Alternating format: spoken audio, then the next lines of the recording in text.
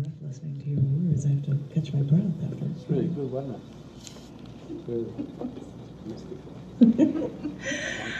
Hello, I thought I would share with you 3 pieces from another one of the Chapter 48 series. This is Chapter 48, Volume 2.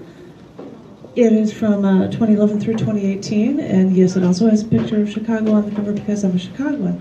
I moved here a few years ago, so this is why I've got a picture flying away from Chicago as the cover, because it also has shows from Austin and stuff. It's mostly Chicago stuff, so that's why there's a picture flying away from Chicago. I thought I'd read from you 3 pieces, and I thought, should I read this one piece that's really, really short micro prose? And my bookmark says yes. So I guess I will. I guess I will read this piece first. This is from a show that was called Good thought. This is called Letter 9/16/06. I just played gin with my dad for the first time ever. All my life, I remember my mom and dad playing gin with another couple coming over, playing at the poker table, and I learned how to play. It's kind of like rummy. I don't think I ever played gin with my parents, but I knew how to play it, and I probably played with my sister. I can't really remember, but Mama and I, now all I do is just play gin with when we're together, me and my husband, we just want to spend some time together. And so we want to do something other than watching TV. But when we play, we don't keep track of the scores, and we call all the time because why not? It's just a game, right? Anyway, I asked my dad after my mom died if he wanted to play gin because he played cards with people before when people hadn't died yet. But now they play pinochle, and I don't know pinochle. But anyway, I asked Dad a few times if maybe he'd like to play gin, and he always said no. Yesterday, even, he was playing a computer game, and I offered to play a game of gin with him, and he still said no. But today, my second to last day visiting him, he was playing a computer game, and I thought, okay, I gotta just do this. I can do into a rut, and I say that I'm like him, so I should take some initiative. So I went and I got a deck of cards, and I just sat down next to him and just started shuffling. And finally, he paused long enough from his computer game of solitaire, and he looked over to see what I was doing. And I said, I've got a deck of cards. Want to play a game of gin? And he said, let me finish what I was doing here, and okay. So I kept shuffling until he was finished playing and dealt. I actually ginned in the first game. When I got the winning card from him as a discard, I said, I'm sorry, but gin. And then we played again, and he called and he beat me because I had absolutely nothing in my hand.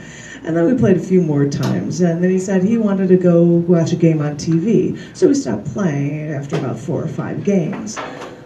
And I talked to my husband on the phone, long distance, afterward, and I said that this was probably the first time in my life I've ever played gin with my father.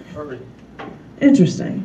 I learned this game from my father without him even trying to teach me. And this is the first time I'd ever played gin with my dad. Interesting.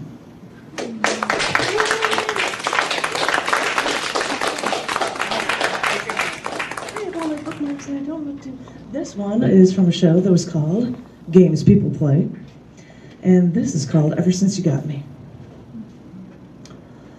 I've been hanging around here ever since you got me, when the two of you were first happy.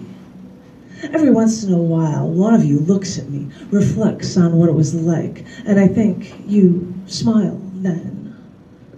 I sit here now, looking out at your world, seeing how you live now, and I wonder, because I don't think you notice it, but I see the changes in how you live now. I don't think you're unhappy. I can tell you're not really happy, but I don't think you're about to end your life or anything. But as I was saying, although I can't see much from where I sit, I don't think you're unhappy, but you don't seem to have that same pep in your step. I think that both of you have lost something. And I know this because, look at me. I know. I know what you looked like then, your faces and your happiness. It's burned into me forever, You two holding each other and beaming with happiness, like the whole world's ahead of you. Wait, is that it? Is it that life is passing you by? I mean, I think I understand. I know I am fading with each passing year, but I look at you two walking around like you're drones now, going through the motions, not looking looking like life is still in your hands, the way you did when you created me. That poem was about a wedding photo.